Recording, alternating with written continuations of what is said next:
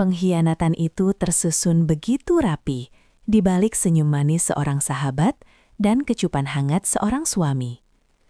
Selama 7 tahun, Erna memilih menjadi tiang penyangga yang tak terlihat, memberikan seluruh hidupnya demi kejayaan karier Ali, tanpa menyadari bahwa di belakangnya, sang suami sedang merajut masa depan baru bersama Kinan, wanita yang Erna anggap sebagai saudara sendiri. Namun, mereka lupa bahwa singa yang tenang bukan berarti tak punya taring. Saat Ali bersiap merayakan puncak kesuksesannya di depan para kolega ternama, Erna datang membawa kejutan yang tak akan pernah mereka lupakan seumur hidup. Bukan dengan makian atau air mata, melainkan dengan sebuah bukti digital yang akan meruntuhkan martabat mereka dalam hitungan detik di atas panggung megah. Siapkan hati Anda untuk menyaksikan bagaimana seorang wanita yang hancur berkeping-keping mampu bangkit dari abu kehinaan dan menjelma menjadi permata yang paling berkilau, sementara mereka yang berkhianat harus merangkak memohon ampunan. Apakah Erna akan memberikan maaf atau justru membiarkan mereka tenggelam dalam kehancuran yang mereka gali sendiri? Cerita drama yang penuh emosi ini siap menemani waktu luang Anda. Namun, sebelum kita lanjut, saya ingin menyapa Anda semua. Anda sedang menonton dari kota mana hari ini? Silahkan tulis nama kota Anda di kolom komentar, agar kita bisa saling menyapa dan mengenal lebih dekat. Pagi itu, sinar matahari menembus jendela kaca besar di kediaman mewah Erna. Namun, kehangatannya seolah tak mampu menjangkau relung hatinya yang terasa dingin dan hampa. Erna berdiri mematung di depan cermin, merapikan dasi Ali dengan gerakan yang sangat telaten, rutinitas yang telah ia jalani selama 7 tahun pernikahan mereka. Baginya, Ali adalah pusat semestanya, pria yang ia dukung habis-habisan sejak masih merintis karir dari nol hingga kini menjadi pengusaha yang disegani.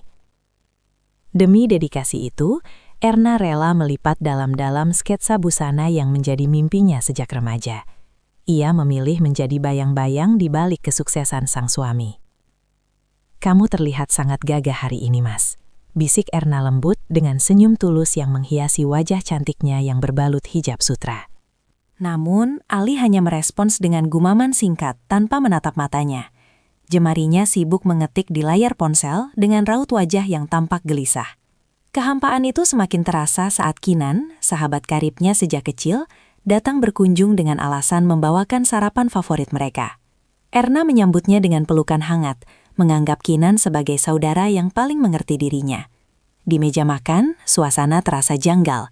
Tawa Kinan terdengar terlalu dipaksakan, dan sesekali Erna menangkap basah Kinan sedang bertukar pandang dengan Ali melalui pantulan cermin di ruang makan. Ada getaran aneh yang merayap di tengkuk Erna. Sebuah firasat yang berbisik bahwa ada sesuatu yang retak di balik dinding rumah tangganya yang tampak kokoh. Lambaian tangan yang terhenti di udara itu menyisakan sunyi yang mencekam, seolah-olah dinding rumah besar itu ikut berbisik tentang rahasia yang sengaja disembunyikan darinya. Erna melangkah gontai menuju ruang kerja Ali, sebuah ruangan yang jarang ia masuki karena rasa hormatnya pada privasi sang suami. Namun, tarikan intuisi yang kuat menuntun jemarinya menyentuh permukaan meja kayu jati yang dingin.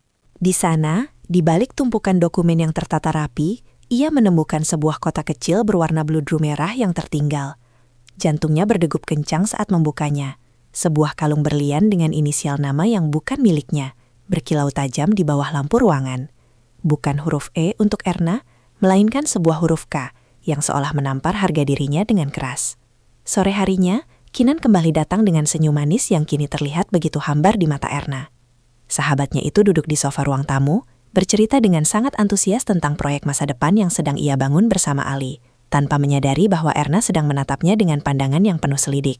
Erna berusaha tetap tenang, menyeduh teh hangat dengan tangan yang sedikit bergetar, mencoba mencari celah kebohongan di balik setiap kalimat yang terlontar dari bibir Kinan.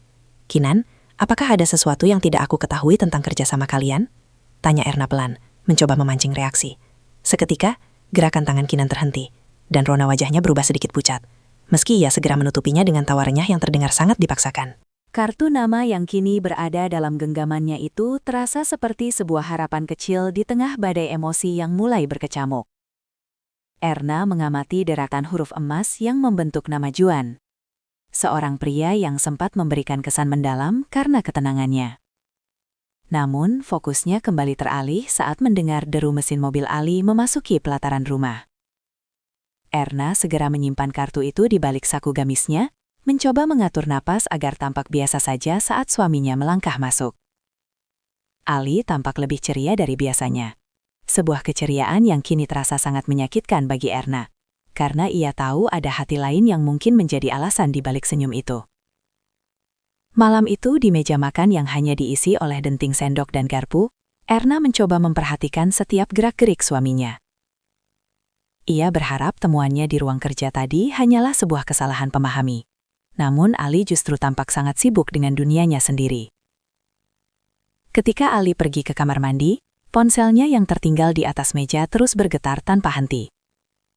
Erna ragu, namun rasa ingin tahu yang besar mengalahkan logika sopan santunnya.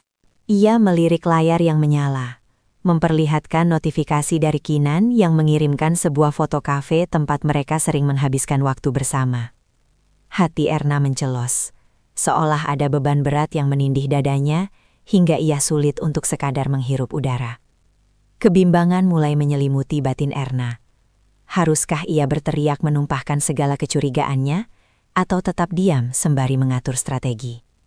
Goresan pensil yang tegas di atas kertas putih itu menjadi saksi bisu atas tekad baru yang tumbuh di tengah kehancuran hati Erna. Keesokan harinya, ia terbangun bukan sebagai wanita yang pasrah, melainkan sebagai detektif bagi hidupnya sendiri. Sebuah pesan anonim tiba-tiba masuk ke ponselnya, berisi sebuah alamat galeri seni dan jam yang sangat spesifik untuk didatangi. Tanpa banyak bicara pada Ali yang tampak terburu-buru mengenakan jasnya, Erna memutuskan untuk mengikuti petunjuk misterius tersebut. Ia memilih mengenakan pakaian yang sederhana, namun elegan, menutupi kecemasan yang bergejolak di balik paras tenangnya. Langkah kaki Erna menggema di lorong galeri yang sunyi. Aroma cat minyak dan kayu tua memenuhi indera penciumannya.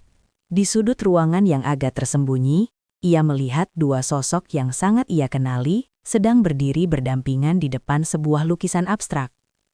Ali dan Kinan tampak begitu dekat. Bahkan Ali menyentuh lembut pundak Kinan sambil membisikkan sesuatu yang membuat sahabatnya itu tersipu malu. Pemandangan itu bagaikan petir yang menyambar di siang bolong. Bukan hanya soal kedekatan fisik, namun keintiman emosional yang terpancar dari bahasa tubuh mereka telah mengonfirmasi segala keraguan Erna selama ini. Dunia seolah berhenti berputar sejenak saat ia menyaksikan pengkhianatan itu terjadi, tepat di depan matanya sendiri. Alih-alih melabrak mereka dengan amarah yang meledak, Erna justru memilih mundur perlahan, bersembunyi di balik pilar besar agar kehadirannya tidak terdeteksi. Tatapan tajam dari Juan seolah menjadi jangkar yang menahan Erna agar tidak tenggelam dalam pusaran emosi yang meluap-luap di galeri itu.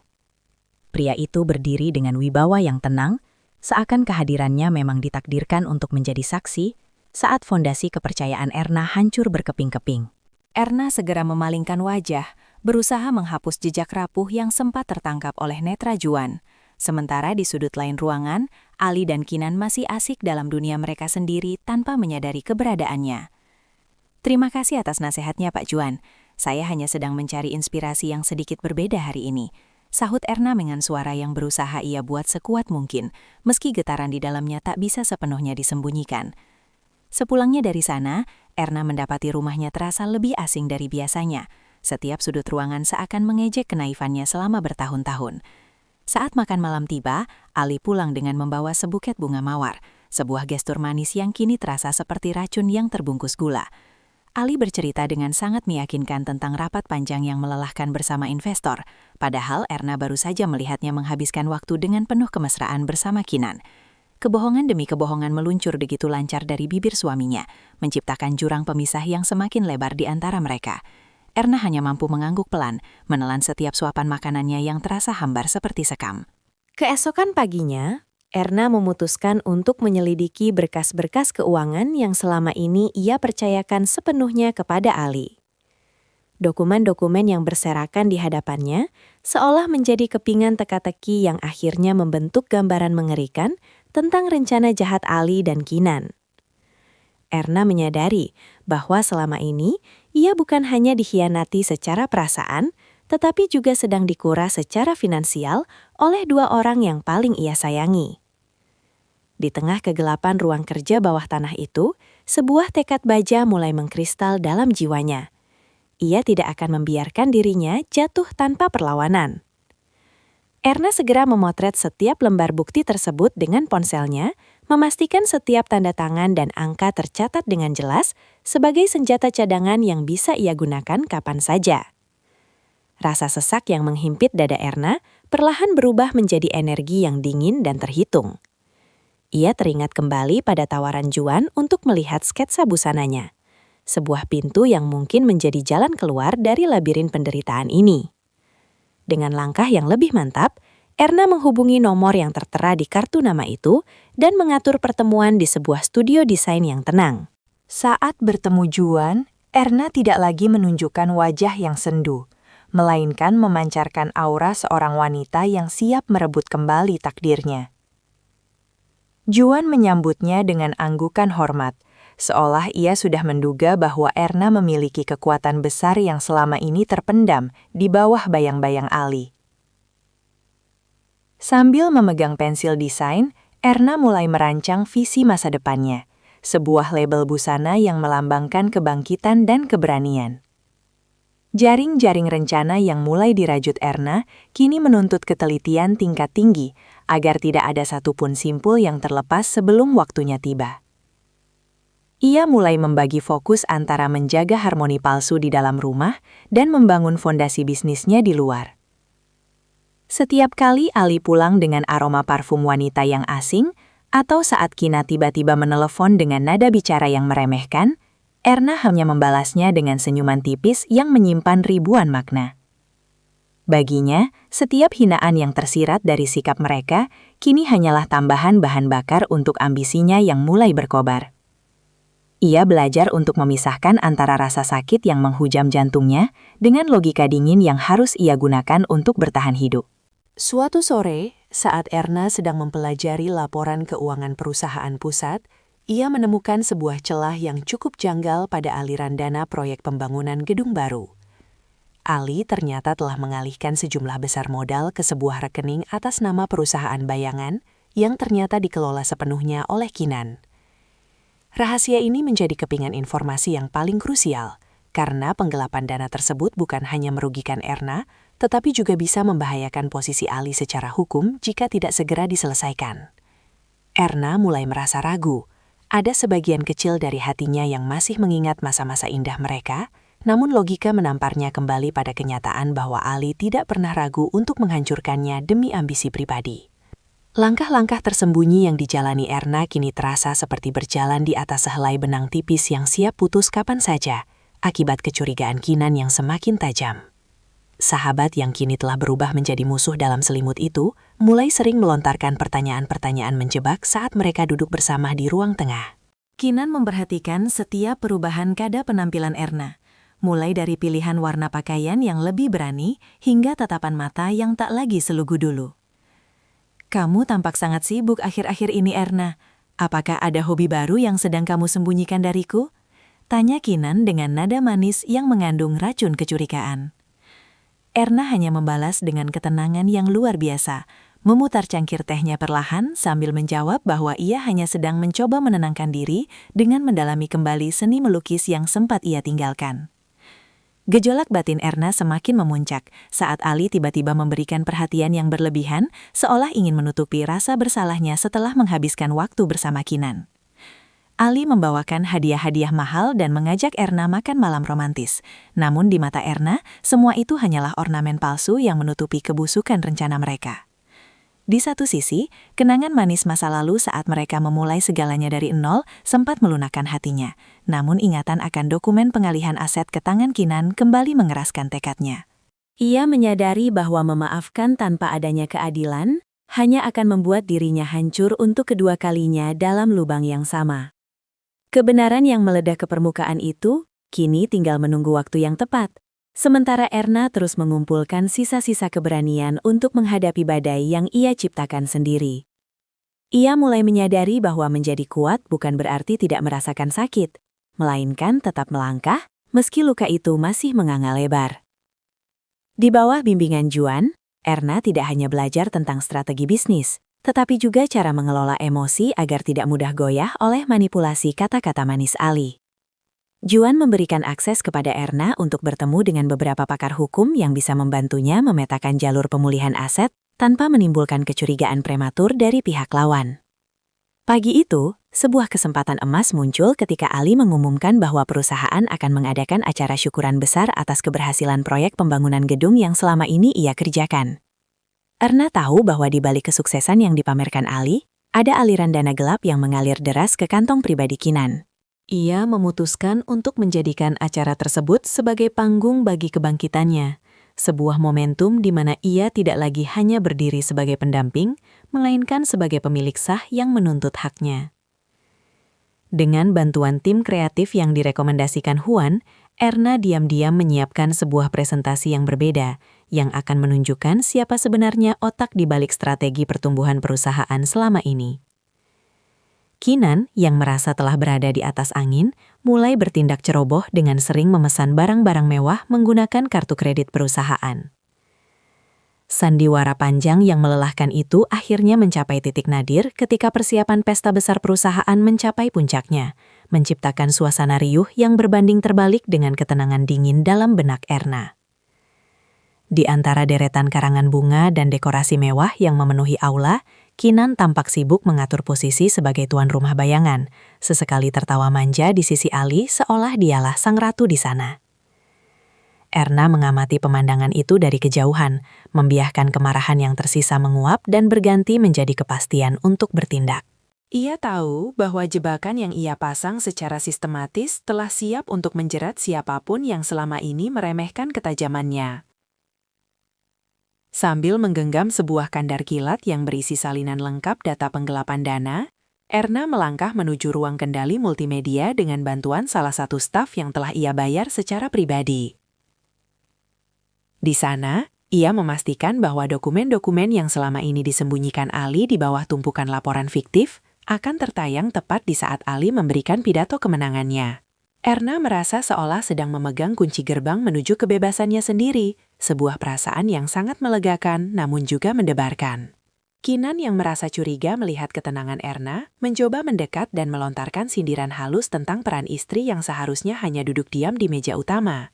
Namun kali ini Erna tidak menghindar, ia menatap langsung ke dalam mata Kinan dengan binar yang membuat sahabat pengkhianat itu seketika terdiam 1000 bahasa. Mata yang hadir malam itu tertuju sepenuhnya pada panggung utama, saat Ali melangkah maju dengan dada membusung, siap menyambut sorak-sorai atas keberhasilan semuanya. Erna duduk tegak di barisan depan. Jemarinya tertaut tenang di atas pangkuan, sementara jantungnya berdegup dalam irama yang sangat terkendali. Ketika Ali mulai mengucapkan kata-kata pembuka tentang integritas dan kerja keras, layar raksasa di belakangnya yang seharusnya menampilkan video profil perusahaan tiba-tiba berkedip. Dalam hitungan detik, visual yang muncul bukanlah prestasi bisnis, melainkan deretan bukti transaksi ilegal, foto-foto dokumen pengalihan aset, hingga rekaman percakapan singkat yang memperlihatkan persekongkolan antara Ali dan Kinan. Suasana aula yang tadinya meriah seketika berubah menjadi sunyi senyap yang mencekam, hanya menyisakan suara napas tertahan dari ratusan tamu undangan. Wajah Ali yang semula merah merona karena bangga, kini pucat pasi. Matanya terbelalak menatap bukti-bukti pengkhianatannya terpampang nyata di depan publik. Di sisi panggung, Kinan gemetar hebat dengan tangan menutupi mulut, menyadari bahwa takhta yang ia bangun di atas penderitaan Erna telah runtuh dalam sekejap mata. Erna bangkit dari kursinya dengan keanggunan seorang pemenang, melangkah perlahan menuju podium tanpa sedikit pun keraguan di wajahnya yang bersinar. Ali mencoba meraih tangan Erna dengan ekspresi memohon yang memuakkan. Namun Erna menepisnya dengan gerakan halus namun tegas, yang menunjukkan bahwa tak ada lagi tempat bagi manipulasi. Pembersihan total dalam hidupnya baru saja dimulai, namun gempa susulan dari pengakuan di atas podium itu menciptakan kepanikan yang luar biasa bagi Ali dan Kinan. Para investor mulai saling berbisik dengan nada penuh kekecewaan, sementara beberapa mitra bisnis segera meninggalkan ruangan tabun, merasa tertipu oleh topeng profesionalisme yang selama ini Ali tunjukkan. Ali mencoba mengejar Erna yang berjalan menuju pintu keluar. Ia menarik lengan Erna dengan putus asa, matanya memerah menuntut penjelasan atas sabotase yang menghancurkan karirnya dalam sekejap. "Bagaimana bisa kamu sekejam ini pada suamimu sendiri, Erna?" tanyanya dengan suara serak yang penuh nada menyalahkan. Erna menghentikan langkahnya, berbalik dengan tatapan yang sedingin es, namun tetap mempertahankan martabatnya sebagai seorang wanita yang terhormat. Ia melepaskan cengkeraman tangan Ali dengan perlahan, menatap pria yang pernah ia cintai itu seolah ia hanyalah orang asing yang tak lagi memiliki kuasa atas dirinya. "Aku tidak sedang menjadi kejam, Mas. Aku hanya sedang menunjukkan padamu hasil dari setiap kebohongan yang kamu tanam bersamanya," jawab Erna sembari melirik Kinan yang kini berdiri mematung di kejauhan dengan wajah yang basah oleh air mata penyesalan. Kinan mencoba mendekat untuk meminta belas kasihan. Namun ia terhenti saat melihat ketegasan di wajah Erna yang tak lagi menyisakan ruang bagi pengampunan yang cuma-cuma. Pertempuran harga diri yang baru saja dimenangkannya di depan publik ternyata hanyalah awal dari keruntuhan total kerajaan kecil yang selama ini dibangun Ali dengan fondasi kebohongan. Keesokan harinya, suasana rumah yang biasanya tenang berubah menjadi medan konfrontasi batin yang menyesakan saat Ali kembali dengan raut wajah yang hancur, memohon agar Erna menarik kembali semua bukti yang telah disebarkan. Ia berlutut di ruang tamu, mencoba menggunakan kenangan masa lalu sebagai senjata untuk melunakkan hati istrinya yang kini terasa sekeras karang. Ali bersumpah akan memutuskan semua hubungan dengan Kinan, asalkan Erna bersedia membantunya memulihkan citra perusahaan di mata para investor yang kini menuntut ganti rugi besar-besaran. Namun, Erna hanya menatapnya dengan pandangan kosong, menyadari bahwa permohonan Ali bukan lahir dari penyesalan yang tulus, melainkan dari ketakutan akan kehilangan kemewahan dan status sosial. Di saat yang bersamaan, Kinan datang dengan histeris, menuduh Ali sebagai pengecut karena mencoba melimpahkan seluruh kesalahan padanya demi mendapatkan kembali simpati Erna. Di ruang tamu itu, Erna menjadi saksi betapa rapuhnya aliansi yang dibangun di atas pengkhianatan. Dua orang yang sebelumnya begitu mesra, kini saling menyalahkan dan melempar tanggung jawab. Erna memilih untuk tidak terjebak dalam pusaran konflik mereka yang melelahkan. Ia mengambil sebuah koper yang telah ia siapkan sejak pagi, berisi barang-barang pribadinya dan seluruh draft desain yang akan menjadi masa depannya.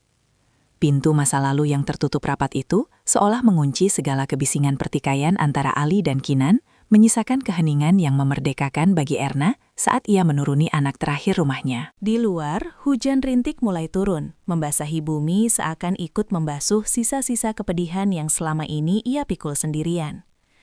Juan sudah menunggu di dalam mobil hitamnya yang terparkir tenang di depan pagar, memberikan perlindungan yang tulus tanpa banyak bertanya.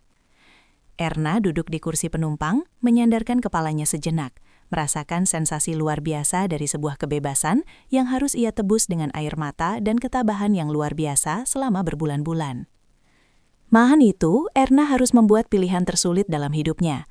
Apakah ia akan membiarkan Ali dan Kinan masuk ke dalam jeruji besi atas tindakan penggelapan dana mereka, atau hanya menuntut pengembalian aset miliknya secara penuh? Juan mengingatkan bahwa langkah hukum yang tegas akan memastikan mereka tidak akan pernah bisa mengusik hidupnya lagi, namun ada secuil rasa iba yang sempat terlintas saat ia membayangkan kehancuran total keluarga Ali. Namun, ingatan akan tatapan meremehkan Kinan dan kebohongan manis Ali di masa lalu segera menghapus keraguan tersebut. Ia akhirnya menandatangani dokumen pelimpahan kasus tersebut kepada tim pengacara Juan, memastikan bahwa setiap rupiah yang diambil secara tidak sah harus dikembalikan untuk modal usahanya sendiri. Setiap benang dan kain yang kini ia jahit di studio barunya bukan lagi sekedar material busana, melainkan simbol perlawanan terhadap nasib yang nyaris menumbangkannya. Erna memulai kehidupan barunya dengan rutinitas yang sangat disiplin, bangun sebelum fajar menyingsing untuk menyempurnakan setiap detail sketsa yang sempat tertunda selama bertahun-tahun. Studio kecil yang ia bangun dengan sisa tabungan dan bantuan modal dari aset yang berhasil direbut kembali itu, kini menjadi saksi bisu perjuangan kerasnya. Tidak ada lagi Ali yang mengatur langkahnya atau Kinan yang membisikkan kepalsuan di telinganya. Kini hanya ada suara mesin jahit yang berderu ritmis, seolah menyemangati Erna untuk terus melangkah maju menuju puncak kejayaannya sendiri. Namun membangun label busana dari nol ternyata tidak semudah yang ia bayangkan, terutama ketika bayang-bayang kegagalan rumah tangganya masih sesekali menghiasi pemberitaan media lokal. Beberapa relasi bisnis lama sempat ragu untuk bekerja sama, karena khawatir akan konflik hukum yang masih berjalan. Namun Erna tetap teguh pada pendiriannya. Ia membuktikan kualitas dirinya melalui karya, bukan melalui pembelaan kata-kata di media sosial. Juan tetap setia mendampingi sebagai mentor yang memberikan kritik tajam sekaligus motivasi yang membangun. Setiap kali ia merasa ingin menyerah, ia menatap papan visi di sudut ruangan yang berisi foto-foto mimpinya yang mulai ia wujudkan satu persatu. Papan visi di sudut ruangan itu bukan lagi sekedar pajangan mimpi, melainkan peta jalan yang akhirnya menuntun Erna menuju panggung peragaan busana paling bergengsi di ibu kota. Malam itu, lampu sorot yang terang benderang menyinari landasan pacu, menciptakan bayangan artistik pada koleksi busana perdananya yang ia beri tajam resiliensi. Setiap helai kain yang melambai elegan di tubuh para model menceritakan sebuah perjalanan, dari gradasi warna kelabu yang melambangkan kesedihan, hingga mekar menjadi warna-warna emas dan putih yang memancarkan kejayaan.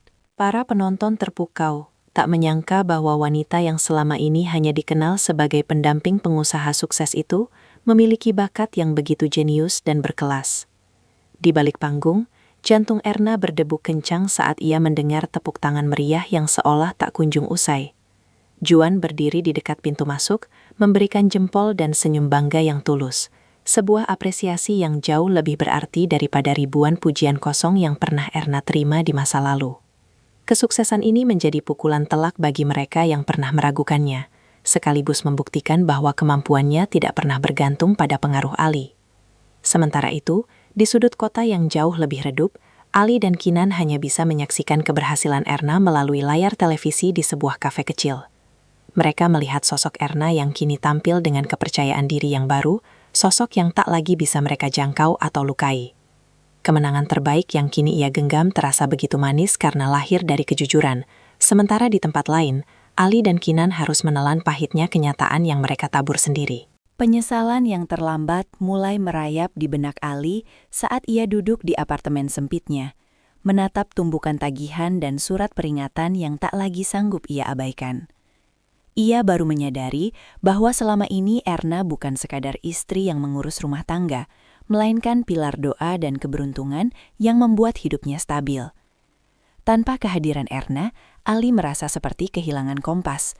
Bisnisnya kacau, relasinya menjauh, dan rasa hormat dari orang-orang di sekitarnya pun sirna bak ditelan bumi. Kinan pun tak luput dari nasib buruk. Ia kini sering terlihat murung, karena janji-janji manis Ali tentang kehidupan mewah hanyalah isapan jempol belaka. Persahabatan mereka yang dibangun di atas pengkhianatan kini berubah menjadi ajang saling menyalahkan setiap kali kesulitan finansial datang menyapa. Kinan mencoba menghubungi Erna untuk sekadar meminta maaf, namun nomor teleponnya telah diblokir secara permanen. Sebuah simbol bahwa akses ke dalam hidup Erna telah tertutup rapat bagi orang-orang berhati busuk. Puncak dari segala kepedihan itu terjadi ketika mereka berdua tanpa sengaja berpapasan dengan Erna di sebuah acara amal yang diliput secara nasional. Erna tampil begitu memukau, sementara Ali akhirnya menyadari bahwa ia telah membuang berlian demi sebuah kerikil yang kini justru melukai kakinya sendiri. Memori keberhasilannya kini menjadi lembaran utama di setiap media nasional, saat Erna berdiri di podium megah untuk menerima penghargaan sebagai desainer terbaik tahun ini. Ruangan auditorium yang dipenuhi cahaya lampu kristal itu bergetar oleh tepuk tangan berdiri dari para tokoh industri yang kini sangat menghormatinya. Saat menggenggam piala emas di tangannya, Erna tidak lagi merasakan amarah atau kepahitan, yang tersisa hanyalah rasa syukur yang meluap. Dalam pidatonya yang sangat menyentuh, ia tidak memaparkan rasa dendam, melainkan berbicara tentang bagaimana sebuah luka bisa bertransformasi menjadi sayap untuk terbang lebih tinggi jika seseorang memiliki keberanian untuk bangkit. Pidato tersebut seolah menjadi pengakuan dunia atas segala tetesan keringat dan kerja keras yang ia curahkan di studio kecilnya. Erna menekankan bahwa pengkhianatan yang ia alami di masa lalu adalah bangunnya seorang wanita dari tidur panjang yang naif, sebuah proses pendewasaan yang sangat mahal namun sangat berharga. Juan menatapnya dengan binar mata yang tidak bisa menyembunyikan rasa kagum sekaligus kasih sayang yang mendalam. Juan bukan lagi sekadar mentor bagi Erna, melainkan pelabuhan tenang yang selalu ada untuk memastikan Erna tetap membumi di tengah gemerlap popularitas. Setelah acara berakhir, Erna kembali ke studio pribadinya untuk merenung sejenak. Nama besarnya kini menjadi simbol harapan. bahwa kehilangan sesuatu yang palsu adalah cara alam semesta membersihkan ruang agar hal-hal yang benar-benar berkualitas bisa datang. Perasaan utuh yang kini merayap di dalam dadanya membawa Erna pada sebuah keberanian baru untuk membuka hati yang selama ini ia kunci rapat dengan gembok trauma. Di tengah keheningan studio yang hanya diterangi lampu meja yang temaram, Juan melangkah masuk membawa 2 cangkir coklat hangat. Sebuah kebiasaan sederhana yang selalu berhasil mencairkan suasana kaku di antara mereka. Pria itu tidak pernah menuntut perhatian berlebih atau memaksakan perasaannya. Ia cukup berdiri sebagai tiang penyangga yang kokoh di saat Erna hampir goyah oleh badai kehidupan. Kamu sudah memberikan segalanya untuk dunia malam ini, Erna. Sekarang saatnya memberikan sedikit waktu untuk kebahagiaanmu sendiri. Ucap Juan dengan nada baritonnya yang menenangkan. Percakapan malam itu mengalir lebih dalam dari sekadar urusan bisnis, menyentuh relung-relung mimpi dan harapan. Erna menatap pria di hadapannya, menyadari bahwa ketulusan Juan adalah kontras yang sangat nyata dari kepalsuan yang ia terima di masa lalu. Juan tidak melihatnya sebagai objek yang bisa dimanfaatkan, melainkan sebagai jiwa yang setara, seorang rekan seperjuangan yang ia kagumi karena kekuatan batinnya. Harapan baru ini memberikan warna yang berbeda pada hari-hari Erna selanjutnya, di mana ia mulai berani merencanakan masa depan yang melibatkan kehadiran orang lain di dalamnya.